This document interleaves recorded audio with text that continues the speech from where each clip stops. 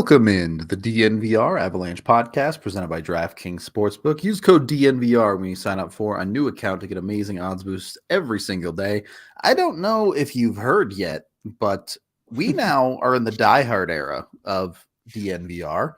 One, that means even if you're not signed up to be a diehard, more content than ever available to you on the website completely for free.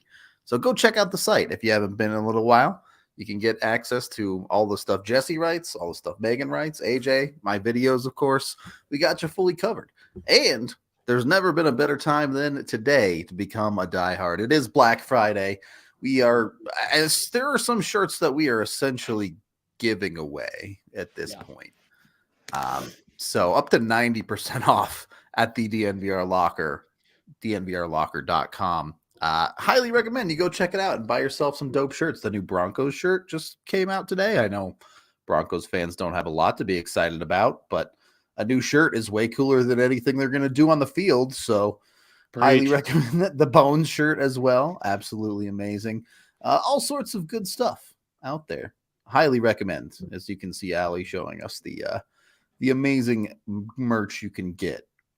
Look at that. The Avs 3-cup on sale. Come on. Don't tell me you don't want that. I know you want that. I was going to say, dude, that's my favorite shirt I think that we've ever done.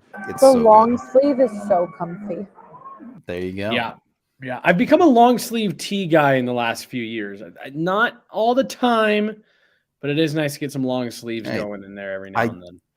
I don't think it's a t-shirt anymore if it has long sleeves. Why? If you lay it down, it still makes a tee. Sure. It arguably should be the more t-shirt one. But like I've always thought of a t-shirt as short sleeves. I'm with you. See, I normally don't like a long sleeve tee, but I've made some exceptions now in my old age. Really getting up there, huh? Yes, I'm very old. Well, supposed to be that we were going live in about half an hour for a pregame show today. Yep. Instead, apparently, a water main on Main Street in Nashville bursts directly outside of Bridgestone Arena. Yeah. And the break is bad enough that the arena is literally flooding. Yeah. So there will not be an Avs game today, which, let's be honest, is a win for everyone. I was gonna say when I first woke up and saw the email and the text, and I was like, "Oh man, that sucks." And then over the next 10 seconds, I just laid there and I was like, "Actually, you know what? This isn't the worst game of the year to have canceled due to something silly like this." Definitely not. It takes the Avs out of a back-to-back situation. It takes us out of trying to do a show in the middle of USA versus England in the World Cup. Yeah. It definitely could have picked the worst game for the Avs side of things at very least. We would have had this lowly little Avs hype show while the bar is wall to wall with USA soccer fans and completely losing their minds one way or the other. Yeah. I'm not sure where you were going to start, but I wanted to pause real fast on the back-to-back stuff relative to the goalie conversation. Is that all right? Yeah, go for it. So we asked Jared Bednar yesterday, we were asking him about injuries and the goalies and the trip and all that stuff. And I just kind of point blank asked him, I said, so should we expect to see both goaltenders over the next 2 games? He, I don't know. We'll see. He goes, honestly, it was a 1:00 local time in Nashville. It's a 1:00 start. It's plenty of time between games. Depends on how Georgiev's feeling. So it sounded like, honestly, they were going to roll Georgiev back to back, which would have made the Francouz start make a little bit more sense. Yeah. But I just thought that was interesting because I feel like there's been a lot of conversation around the goaltender usage here to start the season. It's been, I don't even want to say weird. It's just been different than I think what a lot of us were expecting it to be. And I just thought that was kind of an interesting tidbit from yesterday that had the game been played today, genuinely, it sounded like to me Bednar was going to go back to back with Georgiev, which would have been the second time this year he's done that. Well, I don't want to dunk on Frankie. I think he's a very good goalie, but you look at the game he played against Vancouver, and you can see why Bednar might lean towards going with Georgie on both ends of the back-to-back there. Yeah. Just wasn't Frankie's best. So, from that wasn't standpoint, bad, but I'm with you. Yeah, but I'm with you. It's not like he played terribly or anything, but at the end of the day, he put up an 840 in the game. It's just not very good. Right. Ultimately, that's a decision that no longer matters. This makes it easy. Georgiev will start against Dallas tomorrow. Yeah. So at least they got that going for you. That's right. It's 11:07 the day before, and we already have tomorrow's starting goalie for you. How about that? That's why you come to DNVR. Prepared. Yeah. Even if a pipe bursts in an arena 1,000 miles away. That's right. We're out here doing shows. You can't say we don't show up. I was actually trying to think about this. I didn't look it up. I should have, but there have been some weird postponements over the years. Back in the 80s and the playoffs, the Oilers, and I think it was the Bruins had a playoff game that was like partially played postponed because the power went out in the building. Yep. There was I think the infamous fog game also ended up having to be postponed halfway through because there was just so much fog in the arena. It's so it doesn't happen very often, but there have been some weird ones over the years with the NHL. Well, and like this one was weird. I don't know. Again, like I the way that your brain works, when I first saw the text, I was like, postponed. And I was like, well, what could have happened? What major event could have happened? It's something, we've all trained our brains to where it's like, oh God. Right. And then I was like, oh, a water, because I don't know. I just not to like reopen this wound, but we spent so much time having to talk about postponing games and why would they, with COVID and all that stuff, why would the league postpone games? Why wouldn't they just try to play them like this or like that, whatever the case is?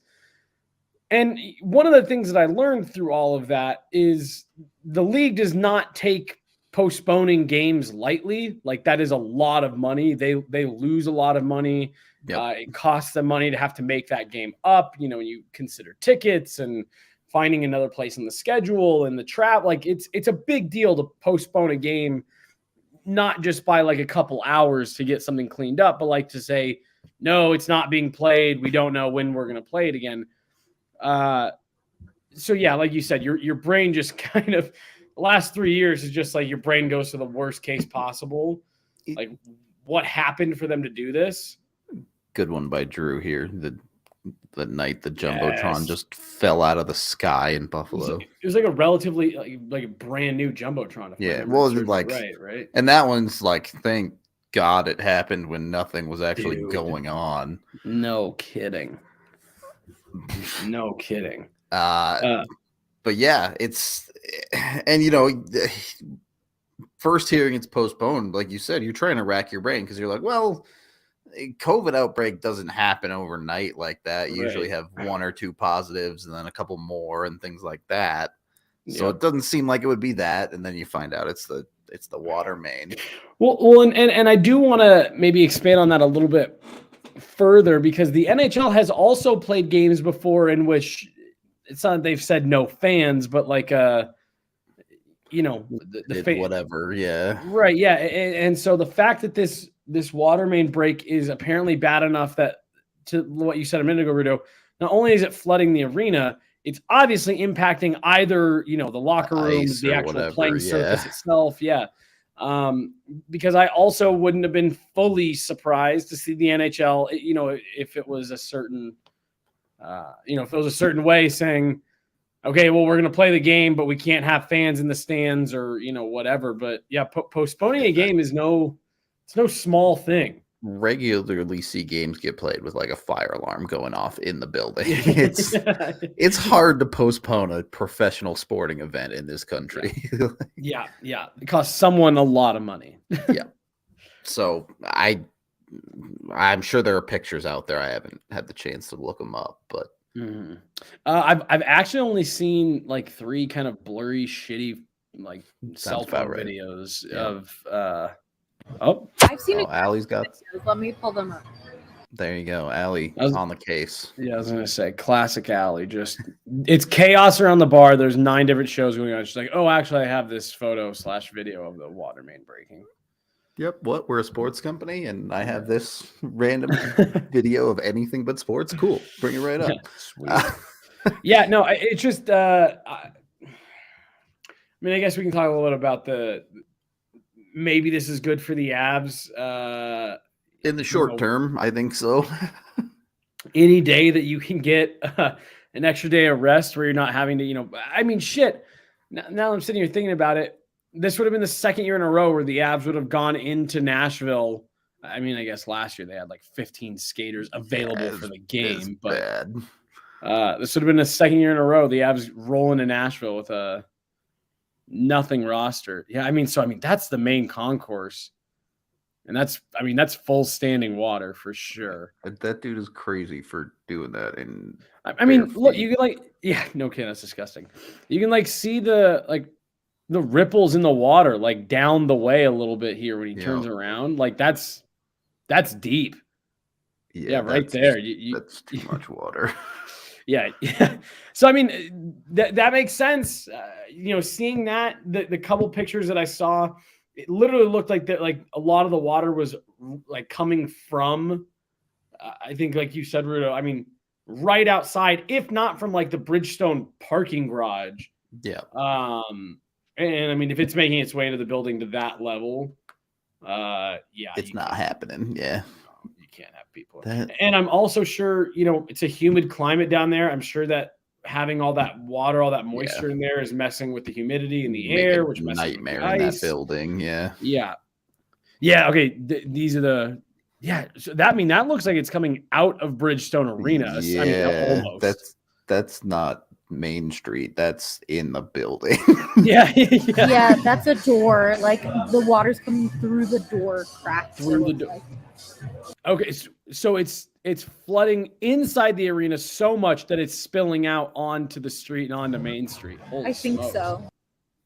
Jeez. Because I mean that is right by the that tarp there on the left, or that awning there on the left, is where the media and the players and all that stuff go in. So. Oh my God, that's so much water. Did you see that part? Cow, no. That's so much water. That's insane. They don't have someone. I guess that's probably just a burst pipe, right? So they can't just shut it off. What happened? That's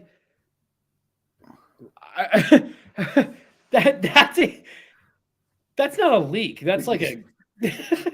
You have a serious citywide problem at that point. That's a gush. That's a gushing problem.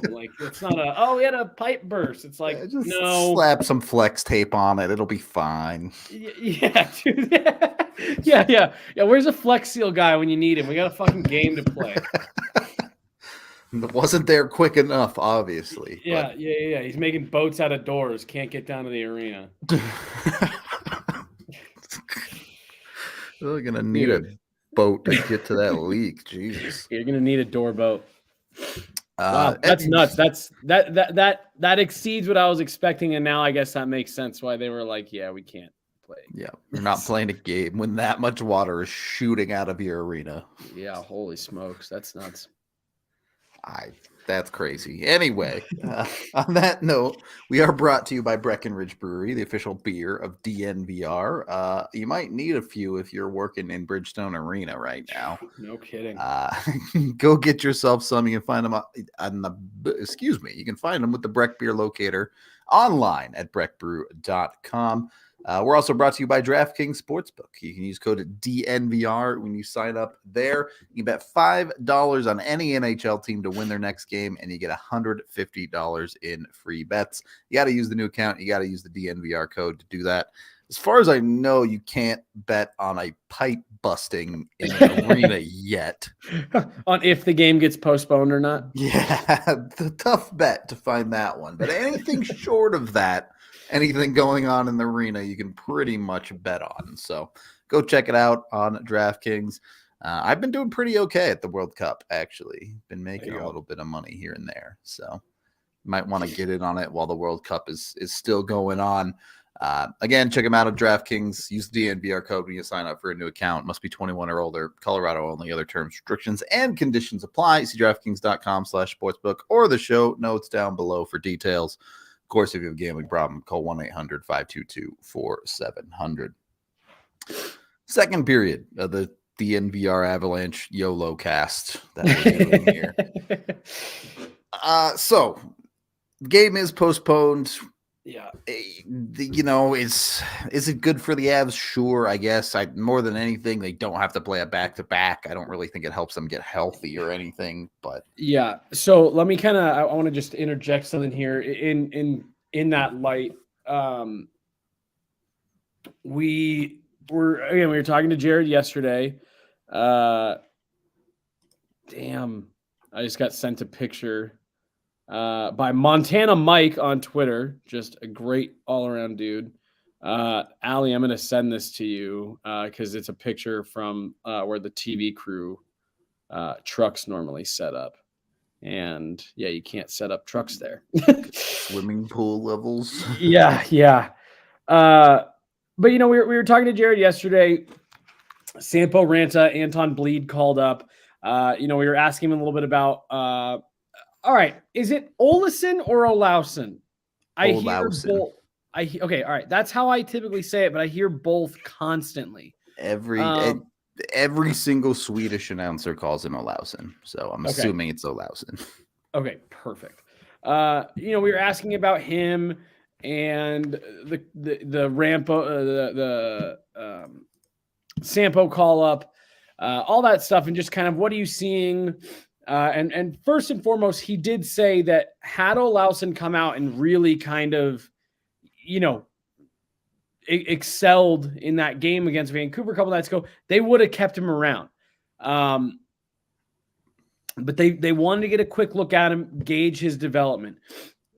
After he said that, someone said, is there a way to look at these injuries as maybe kind of like a blessing early in the season because you're getting a chance to look at all these young guys? And Jared kind of laughed and he goes, I mean, honestly, I'd rather not be having to get a look at these guys because of the injuries. And we all kind of laughed, but I thought it was a funny thing for him to say in the sense of like, I get where he's coming from. Like, yeah, if you're going to be stuck in this situation, is getting a look at your prospects, I guess a positive byproduct, sure. But that doesn't take away from the fact that the Avs are missing like 6 regulars right now. It's an awfully thin silver lining, but probably a better silver lining than being able to swim in the parking lot. Do we have this picture? Yeah, I was going to say it should be in the I tagged Allie in the Slack. Yeah, here we go. Ooh. So I guess around that ramp there is where all the trucks normally park. And I mean, you can see coming up like on the dumpster there. Yeah, that's like a foot of standing water. Yeah. So that's inside. Like I'm assuming if it's anywhere where, that type of area is in most arenas, that is relatively close to the locker rooms. Yep. And yeah, I mean, that's the opposite of good. Right. So it's up on the main concourse. It's down in the, kind of like in the bowels of the arena, and it's gushing out onto the street. And look, you can even on that back wall, you can see the water running down the wall. Yep, it's leaking through. That's not good. Sheesh. That's bad. Holy smokes. Deeper than the Avs prospect pool at this point, though. Yeah, dude, no kidding. Yeah, wow. So I mean, yeah, that's a no joke. I mean, I actually wouldn't be surprised. When's Nashville's next home game? I think they are playing. They were also on a back-to-back, and we're going to play Columbus tomorrow, I think.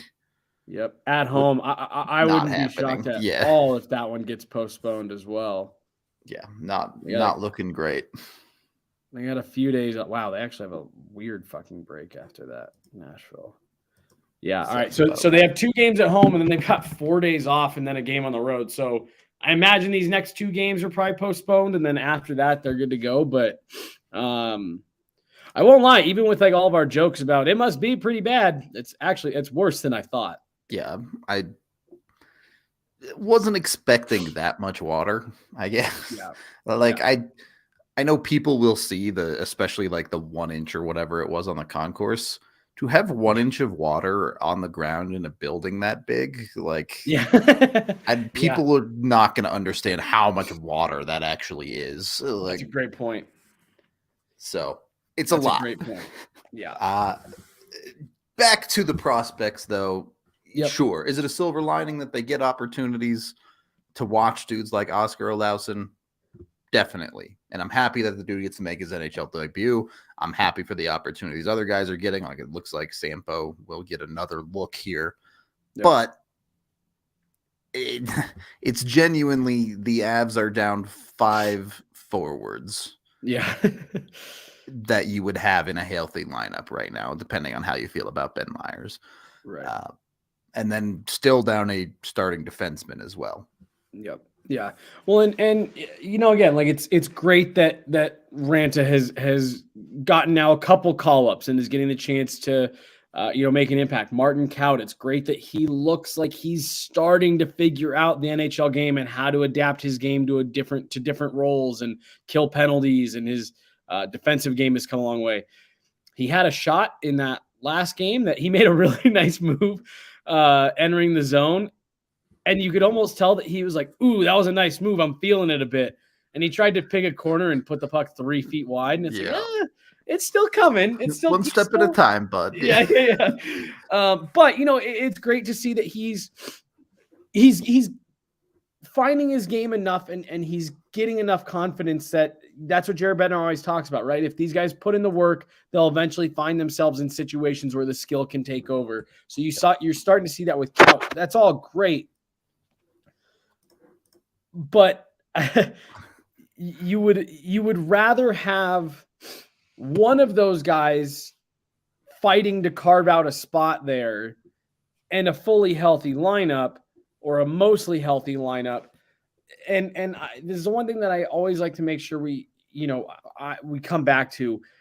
These guys have development plans. Honestly, it was probably not in Olausson's development plan to be called up before Christmas. Way. Yeah, there's no way. I mean, honestly, I didn't think we'd see him at all this season, and I thought that was fine. Barring this level of injury, you wouldn't have, without a doubt. And part of the issue that I want to stress here is it's not just that you're playing the prospects; it's that you are playing dudes that should be in the NHL, but you're forced into playing them way over their heads. Yeah. JT Compher played 22 minutes last game. Mm-hmm. Right. Everybody knows JT Compher can't handle that much. Just the reality. The great dude, awesome third line player. You play him for 22 minutes, it's not going to end well. Well, and I don't remember off the top of my head what it was for the last game, but I mean, dude, Logan O'Connor has even been in like the high teens. Yep, him and Cogliano both. Which again, everyone knows that I really like Logan O'Connor as a player, and I genuinely do think that he's had a nice elevated impact. He's done a good job of elevating his game these last couple of weeks with the injuries, but I mean that's still relatively speaking, right? Yep. I mean, you're looking at him right around 16 minutes every night. Logan O'Connor is normally right in that 10 to 12 minute range. Yep. And that's on a night where I feel like, he got a lot of usage. It's a 12-minute night. And the fact that he's regularly hovering around 16 right now, significant. And so I guess ultimately my question starts with, how do you run the Avs top six at this point? Obviously, McKinnon, Rand, and then Lehkonen are all going to be in there in some capacity. Mm-hmm. But after that, you have 3 spots to fill. Yeah. Yeah. I mean, I think you're looking at Comfer, especially with Erod being out. Yep. I think you're looking at, I mean, probably Comfer, Cout, Newhook still, yeah, and just that is not a great second line in the NHL. I mean, that's the third line that we were saying. Oh, you got to get Newhook away from that third line to get him with some players that are more kind of in line with the way that he plays. And now that's just your second line. Yep. I mean, look, honestly, the fact that the Avs have strung together the record that they have through all these injuries, and that Vancouver game, like, it wasn't good. I'm not going to sit here and say they played well. You know, there was areas that they definitely needed to. There's a lot of areas they need to be better in. But given that is kind of your reality right now, I have a hard time finding like many hard gripes with. I mean, look, given the way the Avs roster is right now, it's a lot to ask him to win on a night where the bounces don't go their way. Yeah. They need good bounces to win hockey games with this lineup. Yeah. It's just the reality. Yeah, they need to play. They need to play at a really high level, very disciplined in terms of the systems and the schemes they try to run, and they need some bounces to go their way, and they need some really good goaltending. Yep. To win with this roster, and like honestly, they have been like those things have. They're 5 games over 500. They're fine. Right. And really, like, if you are trying to look at any kind of silver lining to all of this, you know, Rudo, like you said, you get a very thin silver lining that you're getting a chance to look at these rookies, an even thinner silver lining that theoretically, you should be getting a lot of these guys back now in the back half of this season and really kind of starting from 0 games played. Like, for all intents and purposes, you should be getting a fully fresh Gabe Landeskog back like 6 weeks before the postseason starts. In the next 2 to 3 months, the Avs are going to go from meh to, oh, right, they're really, really good again. And honestly, I feel like, and I only say this because of the way that I heard media talk about the Avs, conversations I had at the Western Conference Final and the Stanley Cup Final with other, folks from around the league, big name national writers who are very dialed in, to the league. I have a weird feeling that we could end up in another situation where this Avs group, the defending Stanley Cup champions, could catch a bunch of people off guard. Just because of how it's played out so far. Yeah. Yep. Catch some people by surprise once Val Nichushkin starts, Val Nichushkin's back, Gabe Landeskog's back. You get Darren Helm back in that bottom 6. You get Bo Byram back. Now depending on how long Evan Rodriguez is back, you can get Evan Rodriguez back as a nice little depth kind of buoy there. Nothing official on the record, but from what we're hearing, it sounds like worst case scenario was probably avoided for Erod. They've needed one of those, right? Like, Dude, they were going through a stretch here where it was like every injury was resulting in surgery. Like, holy shit. It was bad. Not good. So not great, Bob. If you want tickets to an arena that isn't currently being flooded, Game Time is the way to get them. You can get up to 60% off. And I don't know if they have a dry seat guarantee at Game Time, but I bet you they have a guarantee that they won't sell you tickets to a flooded arena. So go check it out. There's a link down in the description. Over 15 million people have downloaded the app. If you use the link down in the description of the video or podcast, you can get in and let them know we sent you over there. So again, great deals at game time, especially going on right now for Black Friday. So Gil, there's the link right there. Click on it. Go get yourself some tickets to watch the defending Stanley Cup champs, or maybe you want to check out the Nuggets, or if for some reason you want to watch a Broncos game, you can also go do that too. It's also completely countrywide. So if you're not from Colorado, you can still go to game time and get tickets to whatever local sporting event you might have. Look at that. $60 tickets is actually like pretty good price for the Avs right now. That's honestly, I'm for, especially for tomorrow, like that's a Saturday on a holiday weekend. Like, yep. That's good deal. Yeah. You're going to be hard pressed to find anything like, I mean, dude, it's a packed house every single night. Ball arena capacity for a hockey game is 18,007. I mean, they've been selling standing room only for pretty much every home game so far this season. Every game has been over 18,100 people. So this is not an easy ticket to come by. So the fact that you can get in the building for less than $100 a seat, can't beat it. P.S. DNVR takeover, December 17th.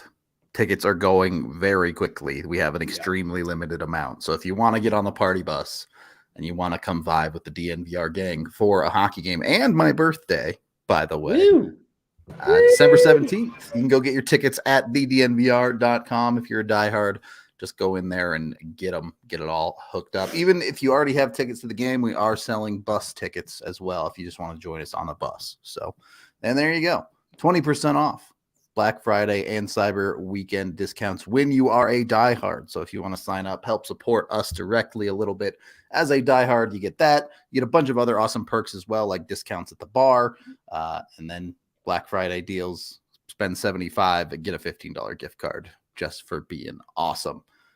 So that our little graphic there in the corner that says BF plus CM, when I first saw that, I was like, what the hell is that? I was like trying to figure out whose initials that was. I was like, is this like a tribute graphic or what? And then I realized it was Black Friday and Cyber Monday. And I felt there you go. You like got there.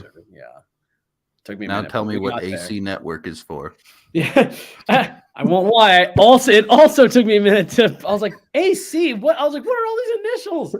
All City Network. Jesse came prepared, did his homework today. I spent longer thinking about it last night than I probably should have before I put it all together, but I did it. So we've kind of already established the call up for the immediate is Sampo Ranta. Yep. Do you want to see him get an extended look? Would you like to see Jean-Luc Foudy? Would you like to see Charles Hudon? I mean, where I'm at with this is, I mean, the part of this that makes it difficult is it sounds like a couple of these guys have a little bit of a floating injury return date, right? Like Val is closer, not super close, but it's kind of getting into the back half of this where we're hoping we can start seeing him on the ice and stuff like that. Darren Helm has skated a couple times in the last week. Like you said, while it's nothing confirmed, hard, anything like that, Evan Rodriguez hopefully sounds like he avoided the worst case scenario. So you said, okay, well, how long is an extended look? Are we talking another week? Are we talking another 2 weeks? If you're talking anything 2 weeks plus, where I'm at right now is, look, Sampo is one of your more quote unquote polished prospects, right? He's been around the longest. He's one of the older ones. He's one of the guys that Jared Bednar said a couple weeks ago, we have guys in the AHL who we see are, good depth guys that we could call up. And then we have our guys that we think we can make into full-time NHLers at some point. To me, Sampo Ranta fits into the latter. He's a guy that you hope can become a full-time NHLer for your organization at some point. So where I'm at right now is if you're talking 2 weeks plus before you're really getting any meaningful, bodies back, I think you should just keep Sampo around. It's been good for Martin Kaut to stick around with the team, be able to find a role, carve out what it is that he needs to do, what he's supposed to do. If you've got more than 2 weeks, do that. Keep Sampo around, assuming he's not getting caved in every night. If he's holding his own, keep him around and see if he can't figure out that next step in the NHL. If you're talking a week and you think that you're maybe going to start getting a guy or two back, honestly, I loved the fact that they called up Olausson for a game, see where he's at. Yep, he's about kind of where we thought he was. Has some good tools, but is still, a ways away, from making this Avs roster. I talked to someone within the Avs organization at training camp this year about him, and he said, look, we hope we can get Andre Burakovsky out of this guy, but he's a couple of years away. And so that's part of the reason why I was so surprised by this call up, because it sounds like that's some of the internal discussion anyways. That, hey, we really like what we see out of Olausson, but he's a ways away. So I love the fact that let's get a gauge on where he's at. We saw a couple things in preseason. If you have a limited amount of time, I am all for, let's just get a look at a couple of these guys, gauge where they're at, and then send them back as part of the development track. I wouldn't hate seeing Jean-Luc Foudy get a game. I don't think Jean-Luc Foudy is not even close. Quite ready to be an NHL player. But would I hate giving that dude 6 minutes in a game just to see where he's kind of at relative to NHL competition? No, I wouldn't hate that. So throw one spanner in the works here. Alex Galchenyuk exists. So that is kind of the other. Yeah, I don't know if linchpin is the right word here. I mean, he's gotten off to a good start. Jared Bednar told us a couple days ago that in addition to what we can see, that the internal reporting has been solid and that he's bought in and that he's really committed to working on his defensive game and things like that. I believe he's got 2 goals already, just off the top of my head. If not two as well. Yeah, I'll say I know he's at least on the board with that OT winner. He's put a couple points up, in the assist column. I wouldn't be shocked at all, and I think people need to brace themselves for this. I wouldn't be shocked at all if he ends up earning himself a contract, ends up getting a call up, and ends up being the one to stick, and Martin Kaut and everyone eventually kind of gets sent back down. I wouldn't be surprised by that in the slightest if he continues kind of the way that he's been. I think it's a great call out, Rudo, that you have this guy who has a 30-goal NHL season on his resume. Granted, we're a few years removed from that, but you've got that guy kind of starting to find a little bit of his groove in the AHL. He's definitely an option at some point. So to me, the existence of Galchenyuk is the piece that makes me think, okay, the Avs aren't going to go make a trade to survive the next 2-3 weeks, whatever it is. Yeah. I think Galchenyuk is kind of their joker card that they can play to say, we don't feel like we need to give up assets because we can just sign Galchenyuk and have him at very least be a stopgap for us, if not more than that. Yep. So I agree. Yeah. I there was a lot of really weird conversation about the Avs making trying to make a trade and trade bait stuff. I don't know. I really do, just the sense that I get and just looking at the facts as they stand on paper, I just don't see this Avs group making any meaningful trades, any kind of meaningful deals until much closer to the deadline for several reasons. Yep. But the biggest of all being the cap. Like, they just don't have the cap space to go out and make any big deals. And before anybody jumps in the chat and says, well, they just put 2 guys on LTIR, both of those guys are projected to be back. My understanding as of right now is well before the regular season ends. Unless they're about to pull a Kucherov here. Right. Unless they are literally going to say we're shutting Landy down for the rest of the regular season, which I just don't see think is the case. That they had the option to do that last year and exploit the loophole a bit. They actively chose not to. I just don't think that they're going to operate that way. I think they are looking at that saying, if Gabe Landeskog will be good to go before the end of the season, that's the most valuable asset we can acquire. Do I think they are going to make a strong push at the deadline for one of the two big names out of Chicago? Maybe for a Bo Horvat type. I think there's plenty of options around the league that the Avs will look at. Absolutely. But I just don't see them doing anything like that right now. And it's another great fucking point you make, Rudo, of I think you're 100% right. I think they're looking at Galchenyuk like, this will be our move for now. If we want to sign him and call him up, that'll be our NHL player get. And then we'll deal with the rest come whatever it is, February or March. I don't know when the deadline is this year. Yeah, is it? I think it's the first week of March, but I could be wrong. Because I know it's been weird the last 2 years with all the different COVID scheduling and stuff. Yep, it's been real weird. Anyway, did want to talk about that because it's everyone's favorite thing to talk about trades. But I agree with you 100%. Especially the Avs under Joe Sakic are not a team to make a move out of panic.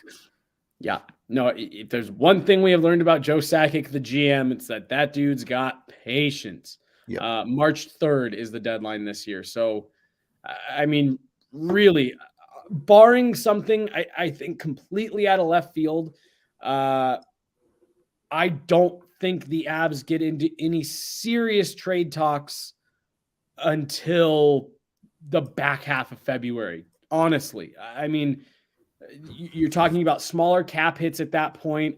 You'll have seen where teams have kind of shaken out. Everyone talking about the Canucks potentially moving on from Bo Horvat. This is how they started the season last year, and they ended up, missing the playoffs by I think like 4 points. Yep. Yeah, they're way behind the 8 ball right now. But I mean, I don't think they are going to be punting on the season. Chicago has gotten off to a better start than they thought, and they know that they're going to have more suitors come the end of the season. Every team, with the exception of maybe 3 or 4, are in a very similar boat to the Avs cap-wise. With the cap staying where it has been for the last couple of years, there have just been teams who have not had the flexibility that they thought. And you're going to see teams it's going to be like last year. The activity will pick up right around the deadline because the cap hits are smaller. You're going to have teams like Arizona, Seattle willing to get involved on deals to grab a draft pick to eat some salary. It's just, that's the way the NHL is operating right now.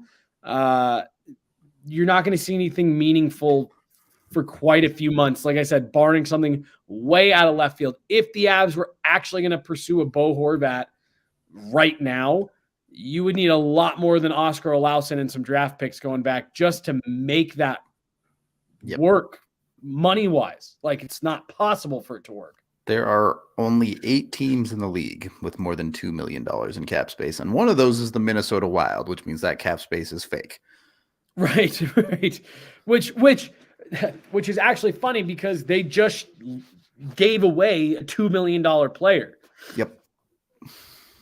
But, that's what happens when you have $13 million in dead cap. So it's still next year too, right? It goes up by another $2 million next year. So I'll say I thought it got to 6, or maybe it's 15. Yeah, I'll say I thought it got worse than 13 at some point, but yeah, it's just shy of 13 now. It's at 12.7, and next year it will be 14.7. Woo! Woo! Well, and that was the other thing, because I saw much people, and I understand why. People asking when Jost went on waivers, they were like, "Oh, do you think this is a good pickup given all the injuries?" And it's like the player himself, not really, but sure, whatever. He's better than Jason Megna, but the Avs don't have room for a $2 million Tyson Jost. Like, they just don't. They don't have room for anything. Right. So, that's why you get closer to the deadline. You maybe have to move a smaller roster piece out. You have to get another team involved, just because they are the easy ones to use and they have easy cap hits to do the math on. Let's say you wanted Jonathan Taves, right? You go out and you get Jonathan Taves. Chicago's going to eat half. That puts you at about $5 million. You probably are going to get a team like Arizona another half, involved to eat half of the half. so that if you're Colorado and you are actually going to go through with that deal, you're really going to get Jonathan Taves on about a $2.5 million cap hit, plus the proration given the time of year it is. That probably comes in somewhere around 2-ish. And with a little bit of maneuvering and this, that, and the other, you can make that fit. Like I said, if you move a bit part out. I mean, I think you just wave Dryden Hunt, right? Right. And you can make it work that way. But it just, that's the reality of, and it's not just the Avs, but where most of the league is and why everyone is probably so excited and so motivated to get all that money, the COVID money paid back by the end of the year so the cap can start going up this offseason. Because if the cap actually moves the way that they are saying it is this offseason, it completely reshapes the Devon Taves conversation in Colorado. Suddenly keeping him and Mikko Rantanen doesn't look that unfeasible. But you got to get there first. And before you get there, you're in this situation where those types of moves just probably aren't a thing right now.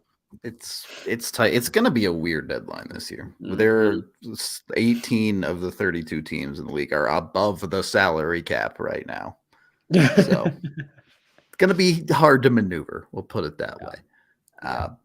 Anyway, we can wrap up the show here. And any final thoughts you want to throw out there, Jesse? No, Avs back at it tomorrow. So I'm assuming the lineup that we would have seen today will just be the lineup that goes tomorrow. And we'll get another look at Sampo. That's the expectation. Hey, if nothing else, the Avs allowed you to go watch the U.S. men's national team right now instead. So go enjoy some World Cup. We are out of here. We appreciate all y'all coming to hang out with us, even if the Avs game did postpone. You all are awesome for showing up for us. We appreciate you. We will be back tomorrow with pregame, postgame, and hopefully not doing another postponed show. So we hope to see you there. Game show? Yeah. Got him. Tune in for that. Until then, we will talk to you later.